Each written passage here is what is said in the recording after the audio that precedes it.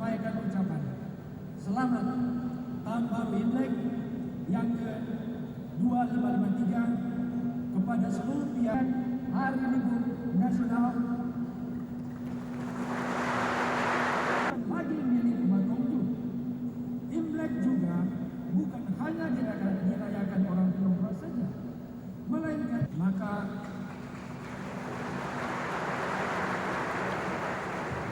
tidaklah berlebihan sebagai kalangan. Ragam acara yang ditampilkan meski sederhana dan mudah-mudahan ini bermanfaat bagi kita semua. Perlu pula kami laporkan bahwa tema perayaan Imlek kali ini adalah membangun keharmonisan agung, sebuah tema yang menggambarkan cita-cita Nabi Konghucu yang menginginkan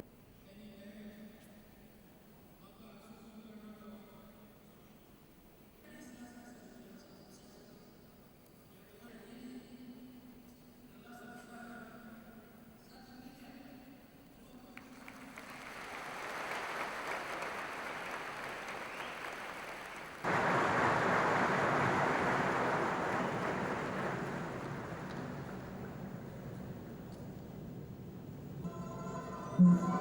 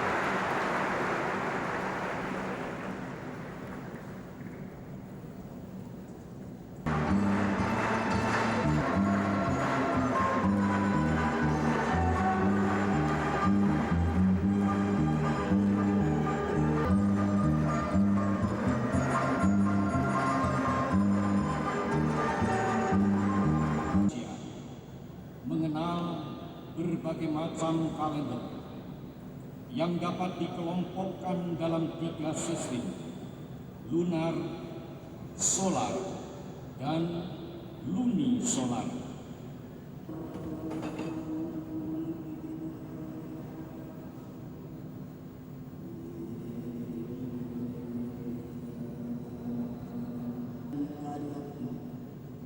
Karena pada hari ini, Minggu 17 Februari 2002, kami semua dapat berkumpul di sini untuk mensyukuri datangnya tahun baru Imlek 2553.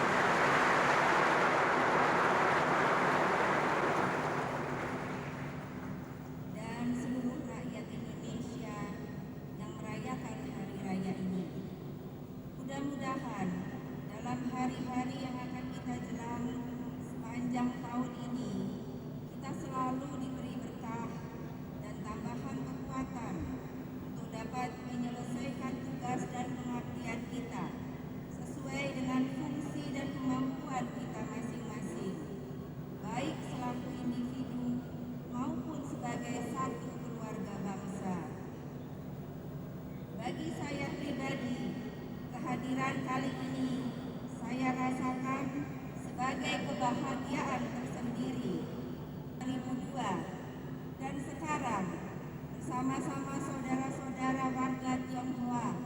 Apapun agama dan keyakinan yang saudara-saudara anut, merayakan tahun baru ini sungguh bagaikan berada di taman sarinya kehidupan kebangsaan.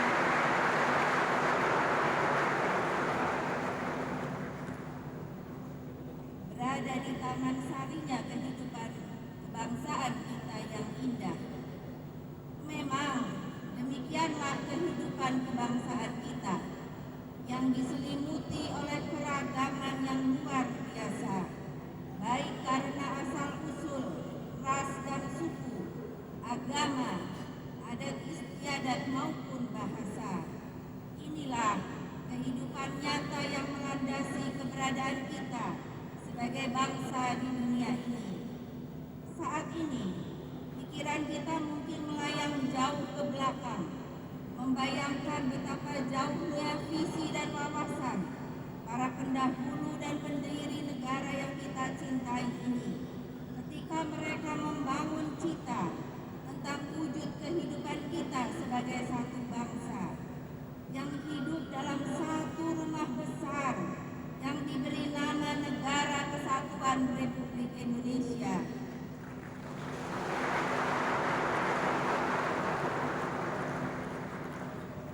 Negara Nusantara yang terdiri dari ribuan pulau dan laut pedalaman yang luas, yang membentang antara dua samudera dan dua benua, satu wujud konsepsi tentang suatu negara modern di masa jauh ke depan, yang sekalipun kemudian memang tidak pernah mereka alami, tetapi dengan ketajaman nalar dan intuisi telah mampu mereka bayangkan sedari awal. Dengan sejujurnya, harus kita akui kelebihan mereka itu datang dari berbagai asal-usul, ras dan suku, termasuk warga Tionghoa, budaya, agama, dan bahasa yang berbeda dari seluruh penjuru tanah air. Mereka berkumpul dengan tekad yang sama, hidup sebagai satu bangsa dalam satu negara kesatuan yang berbentuk Republik Indonesia. Menghormati segala perbedaan yang ada pada mereka, para tokoh tersebut dengan kebesaran jiwa dan segala argumen intelektual yang mereka miliki sanggup menyatukan pikiran, jiwa dan semangat untuk di atas kebinekaan tadi merancang bangun kehidupan kebangsaan dan kenegaraan kita sekarang ini. Sekarang tugas dan tanggung jawab kita lah untuk menjaga, membangun dan memperkuatnya. Kehidupan yang berbineka seperti itu jelas bukan sekedar sebuah karunia. Negara kebangsaan ini memang bukan hadir dan tercipta begitu saja. Ia terwujud karena memang dirancang dan dibentuk dengan kesepakatan dan kebulatan pikiran dan tekad. Sebagaimana lazimnya hasil bentukan manusia, pada akhirnya memang terpulang kepada kita semua untuk terus memelihara dan mempertahankannya. Inilah sebabnya kita semua perlu selalu mengenali suasana kejiwaan dan wawasan yang mendasari serta sekaligus menjadi penuntun bagi kehidupan kebangsaan kita. Lebih dari sekedar mengenali, kita malahan perlu selalu menyegarkan dan memperkuat pemahaman kita mengenai wawasan kebangsaan dan kenegaraan itu. Pengalaman dari banyak kejadian yang dialami bangsa-bangsa lain, terutama dalam dunia yang sedang berubah dengan cepat sejak penghujung abad yang baru lalu, memberi pelajaran yang luar biasa berharga. Kini kita menyaksikan lahirnya bangsa-bangsa baru yang kecil dan hidup di atas paham agama, ras dan suku atau lain-lain yang sempit. Mereka mulai menghadapi berbagai kesulitan yang sebelumnya tidak mereka perkirakan, terutama dalam membangun daya saing yang kini sangat dapat bertahan dalam kehidupan dunia yang justru kian terbuka dan saling membutuhkan.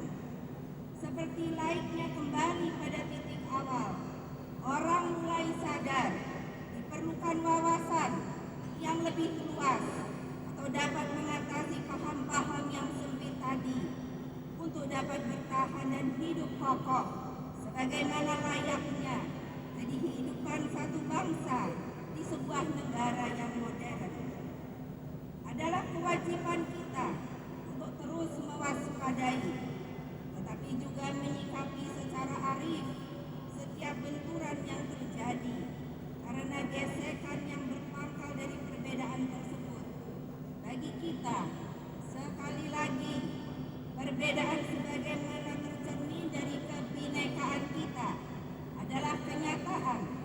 Senang atau tidak senang, itulah wajah kita, wajah Indonesia.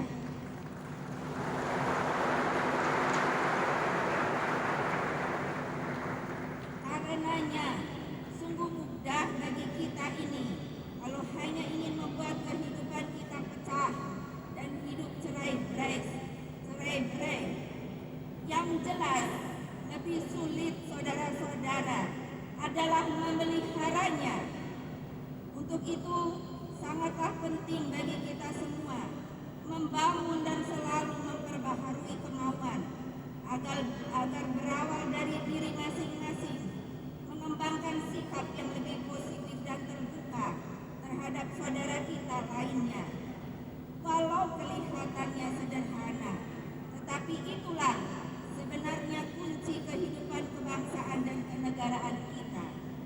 Melalui kesempatan ini, saya mengajak seluruh bangsa Indonesia untuk terus mengembangkan sikap saling menerima dan menghormati perbedaan di antara kita sendiri. Marilah kita hilangkan perasaan bahwa asal-usul kita, ras dan suku kita lebih terhormat dari yang lain. Bahwa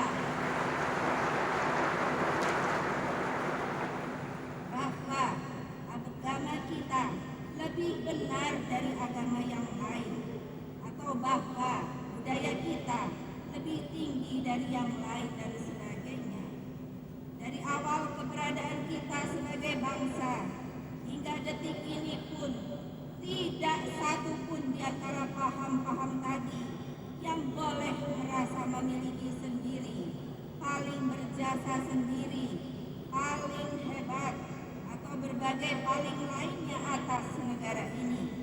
Konsepsi kebangsaan dan kenegaraan kita tumbuh di atas dan mengatasi segala paham tadi. Konsepsi kebangsaan dan kenegaraan kita memang ditumbuhkan di atas kebersamaan dan kegotong royongan. Kita eksis sekarang ini karena kita semua bersama-sama mendukung keberadaan itu. Kita hanya akan terus eksis kalau kita bersatu dan selalu bersama-sama dalam mengelola dan menjaga kehidupan kebangsaan kita. Saya sangat menyadari masalah yang saya himbaukan tadi sesungguhnya bukanlah hal yang baru. Masalah itu pun bukan sesuatu yang sulit, tetapi justru dalam masalah itu pula saya melihat betapa kita ini dari waktu ke waktu kian cenderung menyepelekan soal yang tampaknya sederhana tadi.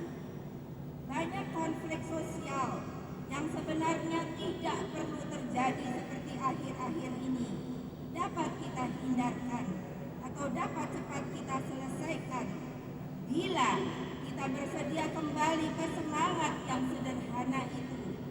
Kita tidak perlu selalu menyalahkan satu pihak, termasuk pemerintah, bila benturan atau perselisihan paham tadi timbul. Marilah dengan segala kebesaran jiwa kita tanyakan kepada diri kita masing-masing, apakah kita benar-benar cukup berbuat untuk memperkuat kehidupan bersama ini. Dalam masa-masa sulit yang seperti yang sedang kita alami, baik yang menerpa kehidupan sosial ekonomi akibat krisis ekonomi beberapa tahun terakhir ini maupun karena akibat bencana. Rasanya juga merupakan saat yang tepat untuk meneguhkan kembali rasa kebersamaan dan semangat kepedulian sosial kita.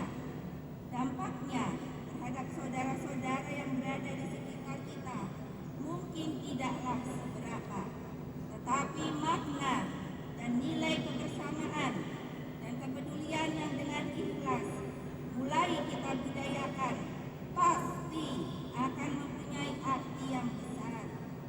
Demikianlah saudara-saudaraku sekalian, sambutan saya sekali lagi, selamat tahun baru Imlek.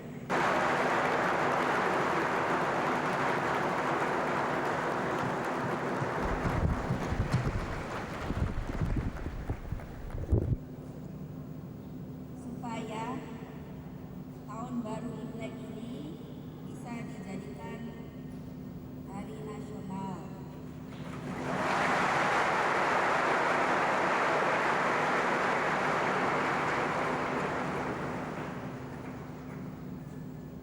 Demi kebersamaan kita sebagai warga dan rakyat Indonesia, maka dengan ini saya nyatakan tahun baru Imlek adalah menjadi hari nasional.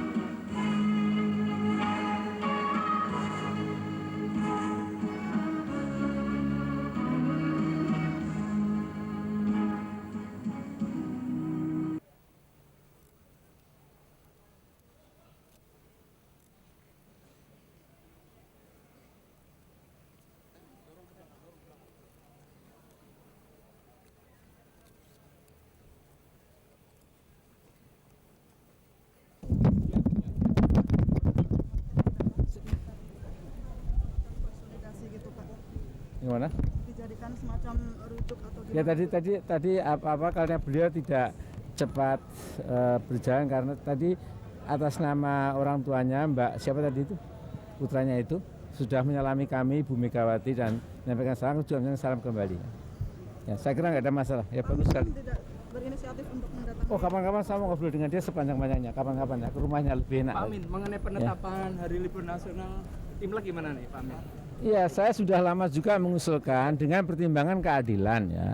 Jadi umat Islam punya 5 hari raya keagamaan yang resmi jadi hari libur nasional, yaitu Maulid Nabi, Isra Mi'raj, Nuzul Quran, Idul Fitri, Idul Adha. Jadi kalau saudara-saudara kita beragama Konghucu dapat 1 hari raya sekaligus hari libur nasional itu amat sangat masuk akal, amat adil, nggak usah dipermasalahkan. Saya setuju ya. Oke, yuk. Roda ya.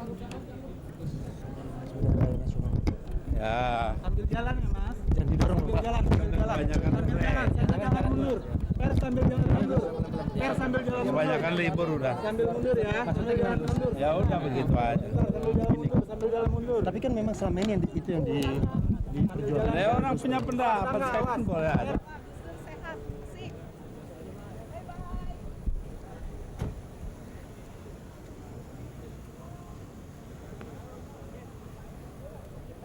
Anda dengan ketetapan Presiden yang menetapkan Hari Libur Nasional ini gimana nih Imlek ini? Ya, kami merasa bersyukur. Kami menyambut gembira. Kami mengucapkan terima kasih kepada Ibu Mega yang begitu sangat perhatian kepada keinginan warga Tionghoa.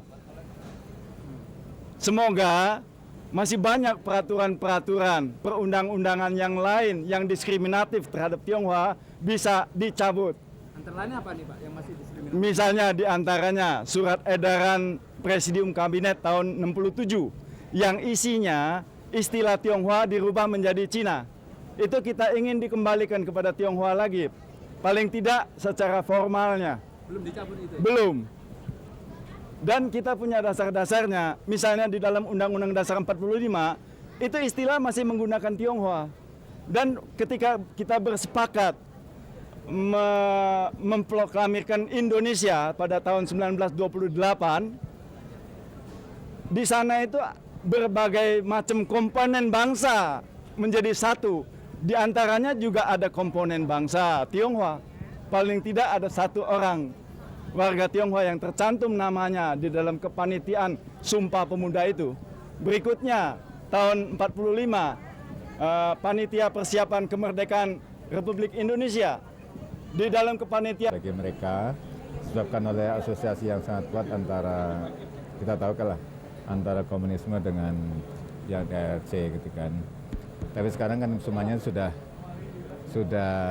tidak relevan.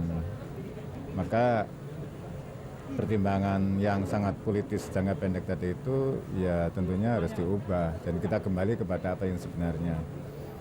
Dan ya saya pribadi sudah lama mengajukan argumen semacam itu dan saya tulis dalam makalah-makalah. Karena itu saya dekat sekali dengan orang Mataken.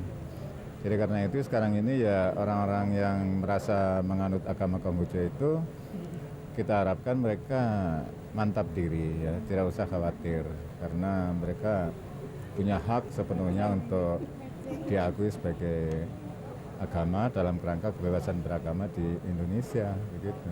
Dan Nur, berarti Konghucu secara resmi sebagai agama harusnya juga diakui sebagai agama. Oh iya, dan agama yang lain, gitu? iya begini, sebetulnya agama itu tidak perlu pengakuan kita ya. Itu agama itu kan muncul dengan sendirinya. Tapi dalam kerangka politik Indonesia memang ada semacam pengakuan, persoalan pengakuan itu. Dan tadi sudah saya katakan bahwa para pendiri negara kita, Bung Karno dan Pak Nasir dan lain-lain itu ya mengakui begitu saja Konghucu itu sebagai salah satu agama yang realitanya ada di Indonesia begitu. Jadi ya dan Hamka, Buya Hamka itu mengatakan bahwa memang terutama Lao Tse menurut Buya Hamka itu memang harus diakui sebagai pembawa ajaran dalam Islam itu tauhid ya, ketuhanan yang Maha Esa. Jadi Itu. penetapan Hari Nasional Imlek itu Saya kira logis sekali, bahkan kalau melihat dari perspektif pemberi renungan tadi itu baru seperempat ya kan. Dulu kan ada empat hari raya Konghucu yang diakui gitu ya. Dan bagaimana dengan kesamaan hak seperti misalnya pegawai negeri ataupun mereka bisa di militer? Itu terang nanti harus menuju ke sana, meskipun tentu saja tidak bisa serentak ya, sebagaimana juga tidak hanya masalah yang menyangkut masyarakat Cina, tapi masyarakat yang lain juga tidak bisa serentak. Tapi saya kira pertumbuhan akan ke sana. Dan kira-kira ya kalau saya, kegemaran saya ya mengikuti logika 20 tahunan, kira-kira 20 tahun lagi kita akan mencapai keseimbangan baru ketika semua rakyat itu ibarat kata pepatah berdiri sama tinggi dan duduk sama rendah gitu. Jadi artinya semuanya sama. Kalau soal legal aspect saya mohon maaf saya tidak tahu persisnya ya, tapi sebagai ide saya kira itu ya kalau tuntutan logisnya ke arah sana ya harus diselesaikan begitu. Kan Nur, hadirnya Gus Dur kemudian Pak Mega dan Pak Amin ini kan pertama kali setelah sidang istimewa. Kira-kira bisa sebagai alat untuk rekonsiliasi atau semacam ini Kan Nur? Rekonsiliasi itu akan merupakan alternatif yang tidak mungkin lagi kita hindari. Kalau bangsa ini harus mulai lagi kehidupan nasionalnya dari baru, maka harus ada rekonsiliasi. Dan rekonsiliasi itu kalau dalam bahasanya Nelson Mandela, Melupakan barangkali tidak, tetapi memaafkan iya. Tapi kesempatan itu tampaknya tidak dimanfaatkan oleh Gus Dur atau Mbak Mega. Apa kendalanya mereka berdua? Karena situasinya masih sangat rawan ya, sangat emosional. Jadi saya kira Siapanya yang emosi? ya kita masyarakatnya itu dalam kontelasi pro kontra itu masih tajam sekali. Oleh karena itu kalau orang maju dengan pikiran rekonsiliasi akan mudah sekali menimbulkan kesalahpahaman, dianggap sebagai kompromi negatif. Bukan maksudnya antara Gus Dur dan Mega, tampaknya masih dingin-dingin aja mereka berdua. Ya kalau itu saya masalah personality saya tidak tahu, kalau itu saya tidak bisa ikut campur.